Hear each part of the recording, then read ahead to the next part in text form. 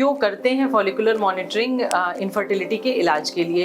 Infertility के इलाज में फीमेल इनफर्टिलिटी में एक बहुत इंपॉर्टेंट कॉज है कि अंडा कई बार ठीक से बनता नहीं है या वो ओवुलेट नहीं होता है। तो हम लोग ट्रांसवेजाइनल सोनोग्राफी द्वारा फॉलिकल्स की निगरानी करते हैं कि वो कितना कब बनना शुरू हो रहा है और कितना बढ़ रहा है, कितनी देर में कितना बढ़ रहा है और वो कब फूट रहा है। क्योंकि इसका जो सामंजस्य है उसी से अगर वो सही समय पर बनता है और सही साइज अटेन करता है और टाइम पे रप्चर होता है तभी उससे प्रेगनेंसी हो सकती है। फॉलिकुलर मॉनिटरिंग ट्रांसवेजाइनल सोनोग्राफी द्वारा करी जाती है। नॉर्मल साइकिल में राइट या लेफ्ट ओवरी में से किसी एक में अंडा बनता है जिसको डोमिनेंट फॉलिकल कहते हैं। तो हम लोग इसको मॉनिटर करते हैं कि मान लीजिए राइट में बन रहा है या लेफ्ट में बन रहा है और फिर ये अंडा 1 से 2 मिलीमीटर पर डे की रेट से बढ़ता है। और अब अल्ट्रासाउंड विधि से हम लोग इसका ब्लड फ्लो भी मेजर कर सकते हैं जिससे कि हम उस अंडे की क्वालिटी के बारे में भी बता सकते हैं।